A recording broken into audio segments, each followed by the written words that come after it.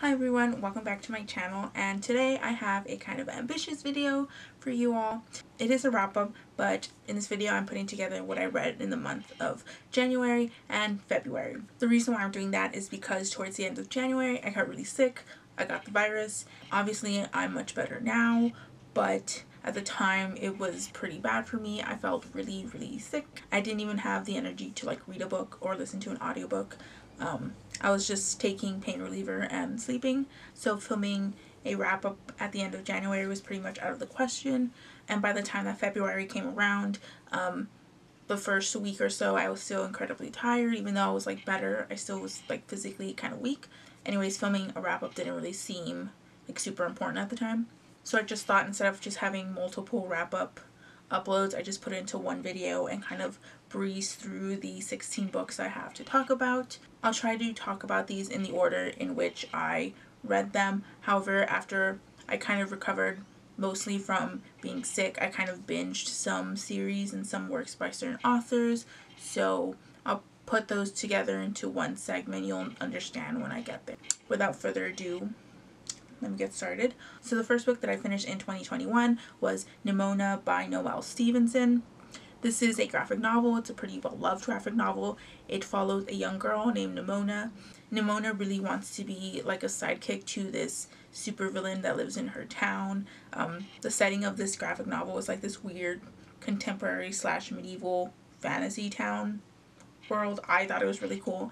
Nimona wants to be this supervillain's sidekick, and the supervillain really doesn't care for her, doesn't really want her around. It turns out that Nimona is actually really villainous, maybe more than our actual supervillain.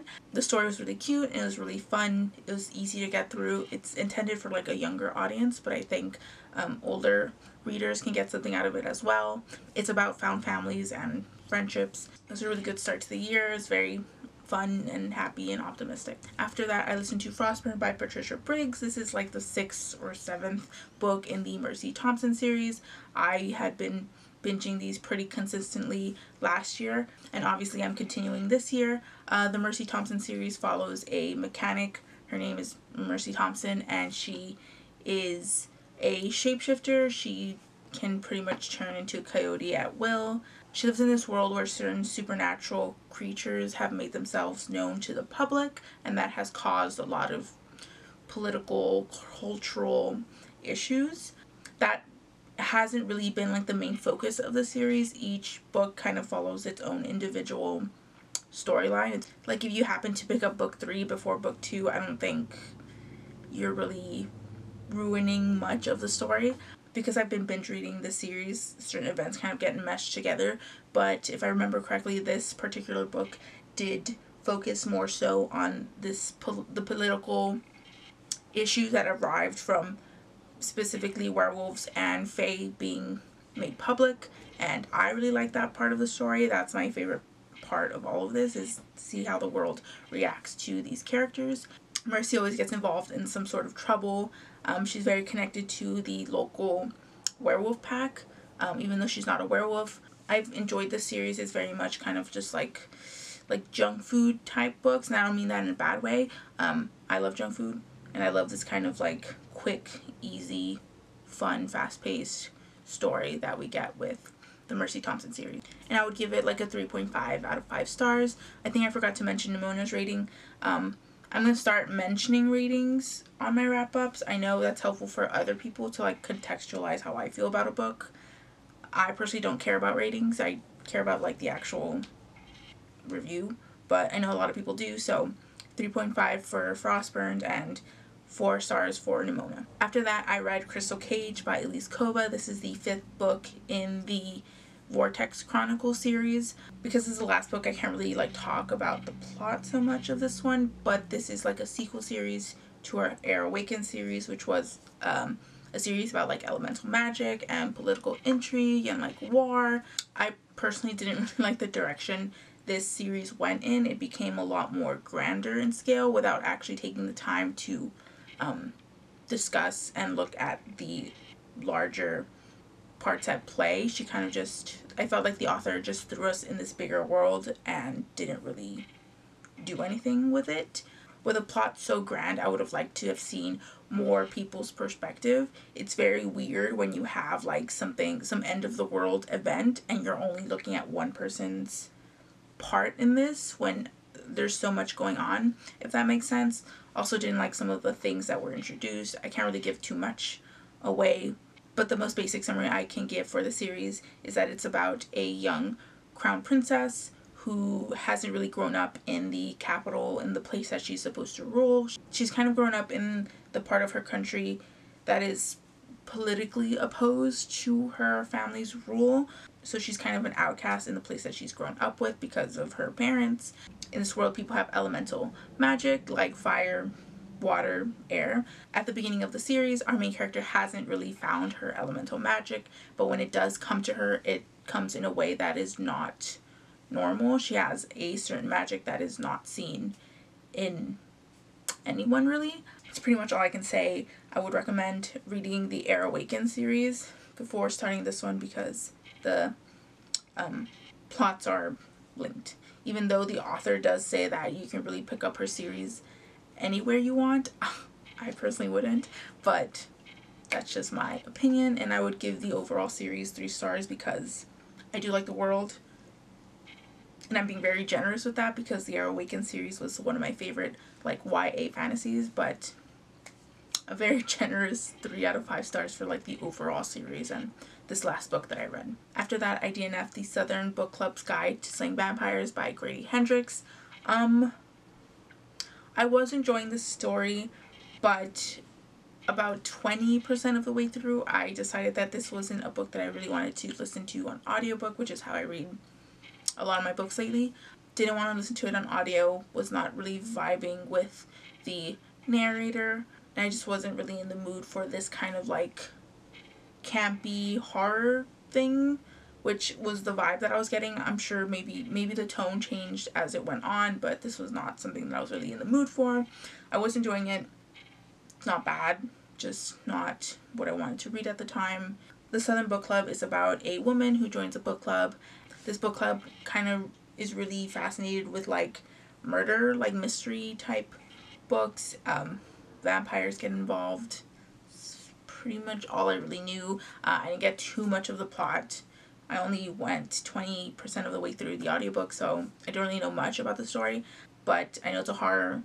It's Grady Hendrix, which I know is a very popular author. I don't give like star reviews for DNFs. So after that, I read Splintered by A.G. Howard.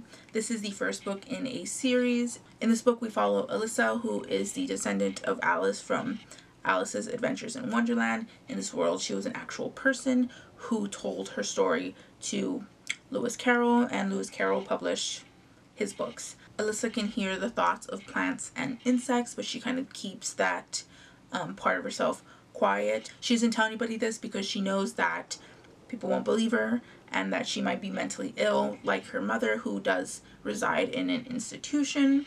So I have mixed feelings about this book. I gave it 3 stars. I really like the idea. I like the premise. One of my favorite things that I rarely see in books is when our main character is like the descendant of like a fictional character.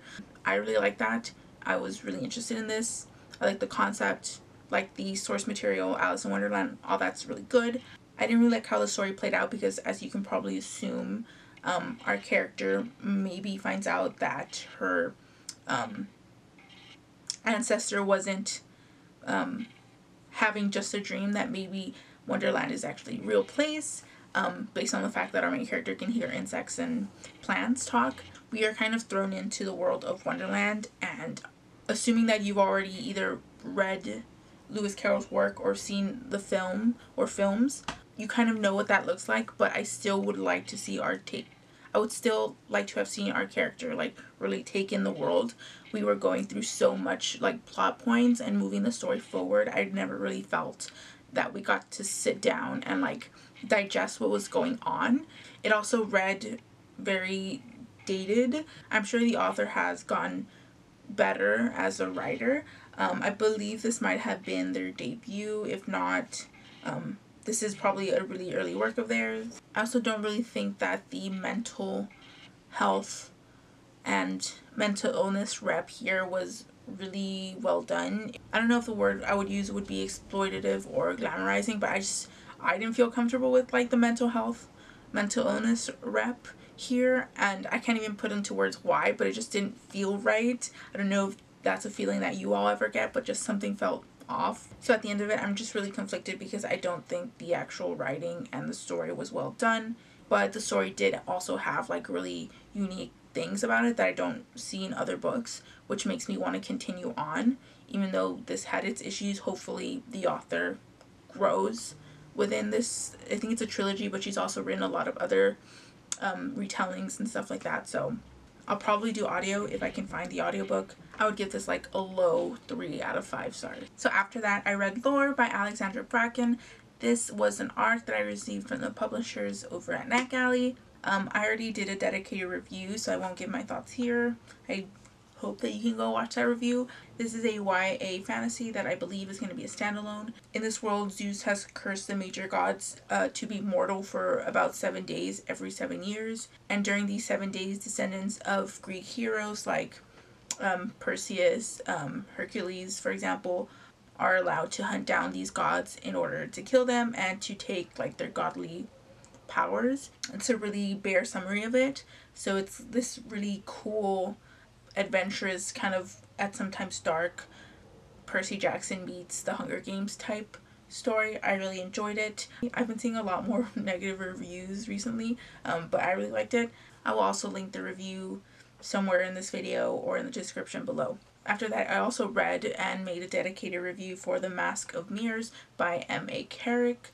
This was probably one of my favorite books I've read so far this year. This is a high fantasy story where we follow two sisters. We follow one more than the other, and they're planning this really elaborate heist where one of the sisters pretends to be this like long lost cousin from this family, this wealthy family. What she doesn't know is that this wealthy family has kind of fallen from grace. They don't really show that to the public, but they're not as wealthy as they used to be. They're not really well respected by other members of their socioeconomic class.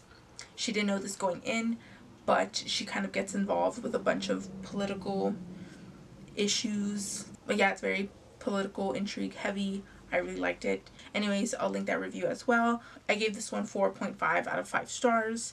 After that, I listened to The Black Flamingo by Dean Atta. I gave this one 4 out of 5 stars. This is a book told in verse, and it's about a young boy who's half Black, half Cyprian Greek. I want to say he's Jamaican, but I could be wrong about that. But for sure he is Caribbean as well as half Greek Cyprian. It's basically about his story and about the life he's had. It talks a lot about identity, being biracial. He's also gay, so it talks about his sexuality. And this is also, I guess, in some parts like a drag queen origin story, because our main character turns to drag as he gets older. It's about their identity and how they want to represent themselves and gender expression. I listened to an audio and it was actually narrated by the author, which I highly recommend. The author / narrator does a really good job narrating the story. It was really nice reading a like queer coming of age story that was set in like our current era. Not to say that they're not being told, but when I hear coming of age stories, they're mostly like people who came of age, you know, in like the 80s or the 90s, which is very different than like the 2010s. So that was really nice. It's also not so heavy on like trauma, I guess, like the whole like trauma porn phenomenon. Not a lot of that. Of course, our main character does go through certain obstacles in his life, but for the most part, our main character had a lot of support from family and from friends and eventually the community that he chooses to involve himself with, the drag community. So I really like that. It was just really fun and uplifting, and it's really beautiful. So after that, I read books 5 and 6 of the King Fountain series. I didn't read them consecutively, but I want to talk about them at once. This is a series written by Jeff Wheeler. I mean, I would give anything written by Jeff Wheeler like 5 out of 5 stars because I love his work. I like his worlds that he's created, but this one didn't hit me like a 5-star should in the way that some of his other works have, but I still really enjoyed it. I'd still recommend you to read Jeff Wheeler. Obviously don't start here, but the King Fountain series is a little like hard to explain because books 1 through 3 follow a certain set of characters, and then books 4, 5, and 6 follow a new generation of characters, though all these books kind of follow the same plot almost. I believe if you also go on the author's website, he tells you like to actually take up breaks between books 3 and 4 and read other important material if you want to like read his books like the proper way with the recommended reading order. So we follow our main character Trin in books 4 through 6, and she's a young noble girl. Very early on in the 4th book, she gets a message from the King Fountain, which is this kind of like spiritual kind of higher force. This is part of like their, I guess, religion, their spirituality, and the King Fountain tells her that she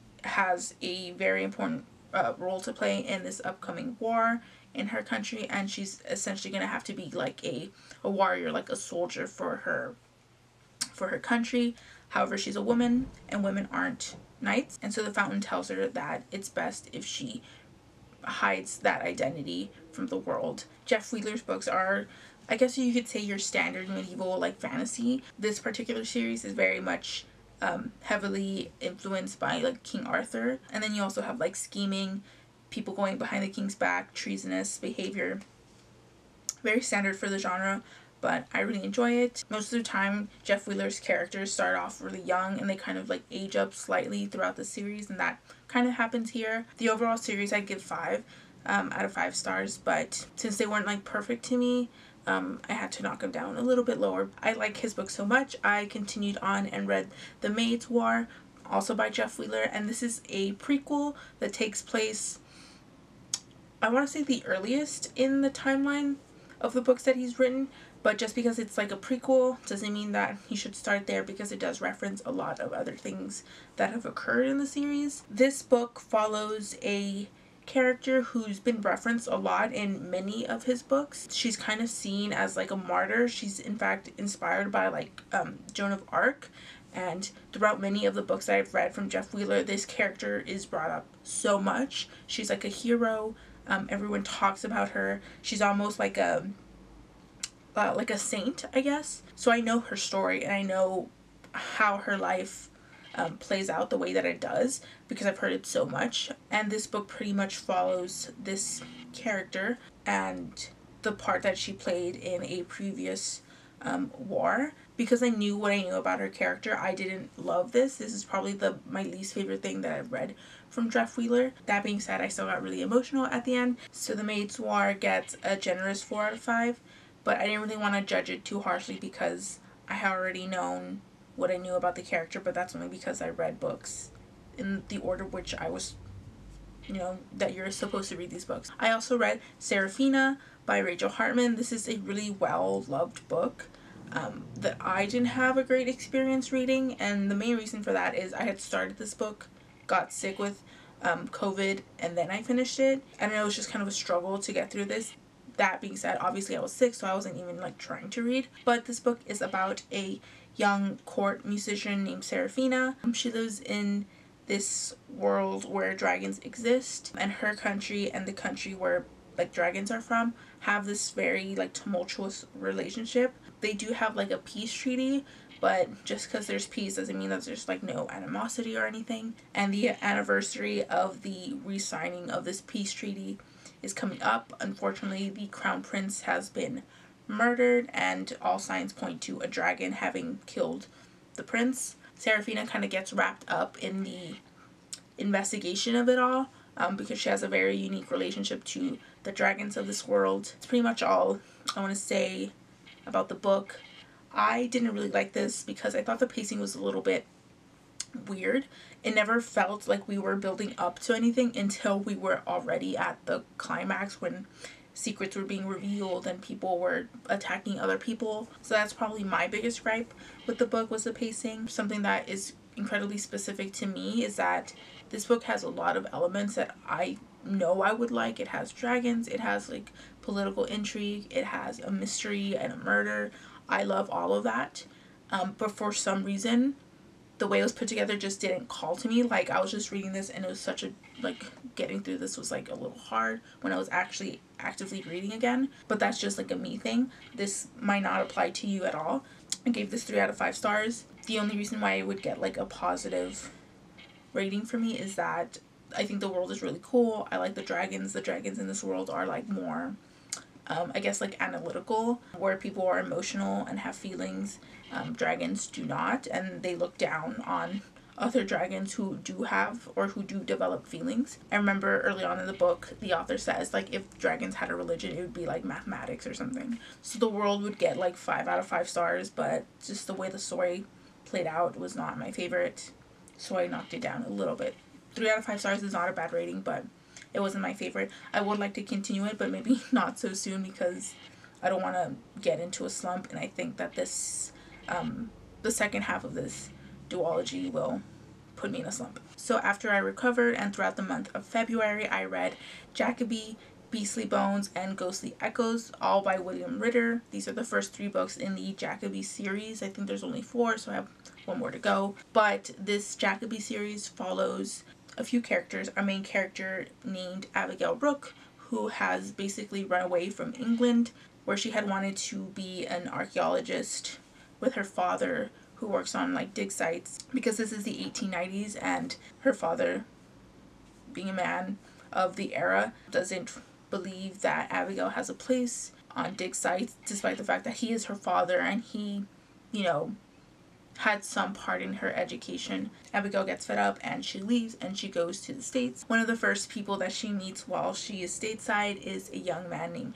Jacoby, and Jacoby is a kind of like a private investigator, but Jacoby does have this uniqueness to him. He's a seer. He can see the like magical, fantastical, supernatural worlds like fae, ghosts, things like that. And Abigail, needing something to do now that she's in the States and she needs a place to live, place to make money, she joins up with Jacoby to help solve crimes and mysteries and things like that of the supernatural variety. So far, I would give like the series like 3 out of 5 stars all around. It's not bad by any means. At least for me, these books don't really stand out so much from other stuff that I read. My favorite thing about this series is the friendship between Jacoby and Abigail. They have a kind of like Sherlock Holmes Watson thing going on. If you've ever seen Elementary, like the Sherlock Holmes adaptation on, I think it was CBS, we have Watson, who is a very kind of smart, analytical, very well composed woman, and then you have Sherlock, who is Sherlock Holmes. That's a very similar relationship that we have here in these books. I enjoy them. They're fun and they're light, and I can easily like do chores or multitask while listening to these because they're not like super nuanced. They're really enjoyable and really easy to get through. So I also read The Faceless Woman by Emma Hamm. This is the 3rd book by Emma Hamm I've read. This is the 3rd book in her Other Worlds series, which don't have to be read in order except for books 1 and 2.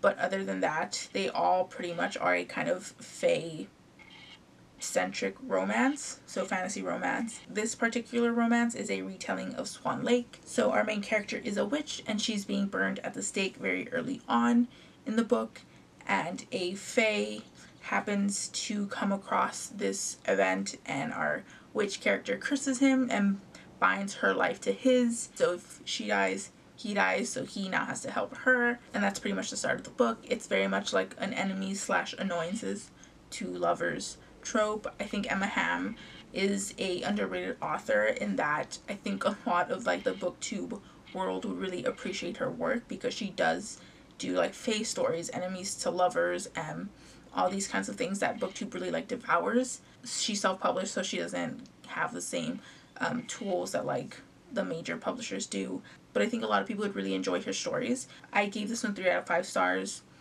Didn't have a huge problem with it. I very rarely get like attached to the romance between 2 characters, even though I might like it or might dislike it. I'm not like a fan of someone else's relationship. That I just mostly never happens to me. But it was entertaining. Emma Hamm really knows how to like set the scene.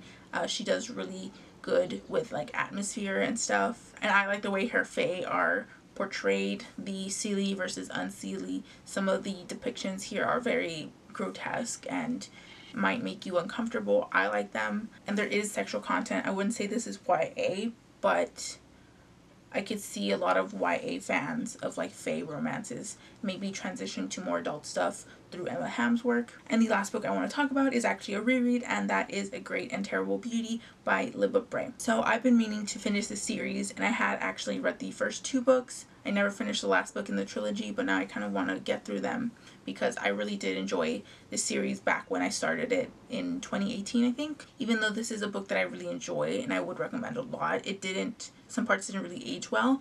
So I would give it 4 out of 5. We follow a young girl named Gemma who was raised in India, which is at the time occupied by England. I believe this takes place in the 1890s, I think. And Gemma wants nothing more than to go to England and like come out into society, go to a proper school. Her mother doesn't want that. Her mother wants her to stay with her in India. Unfortunately for Gemma and her mother, while they're out shopping one day, Gemma's mother is she dies, and the circumstances of her mother's death are very strange, and Gemma sees things that are very questionable, and she doesn't really know who to turn to. She doesn't really turn to anyone. Obviously that really affects her on a personal level, her mother being dead and the circumstances of her death very fishy. So she does eventually get to go to England to go to a proper school. However, she's seeing weird visions and she's being stalked by these like shadowy people. I think it's best going into this one without a lot of expectations. This is a portal fantasy, but that portal fantasy aspect doesn't really enter into the story at least halfway into it, so don't expect like Gemma to be like jumping into worlds like by page like 20 or anything. It does take a while. It's a very slow building story. I guess the part that might make readers more uncomfortable is the fact that the author and Gemma and everyone in this setting does refer to Romani people as the G slur. Some people might not find that offensive because it's of the era. Some people might find an issue with that. They're obviously super problematic in the eyes of someone from like 2021. And she does have a romance with a character from India. He is exoticized by Gemma. And because this book was published in 2005, I'm not surprised by the amount of cringiness of certain cringy scenes and writing choices that the author made. So those are all the books that I've read so far in the year. This includes everything from January and February. I hope I didn't seem too rambly, but I did want to at least touch on at least one thing I liked about each book that I've read. Feel free to talk to me in the comments about anything that I talked about, or if you want to talk about what you've read so far this year that you've really enjoyed or didn't enjoy. I will link all my socials down below. I will also post some important links down below to help out other people in the world. Thank you so much for watching. I hope you enjoyed the video, and I will see you in the next one. Peace out.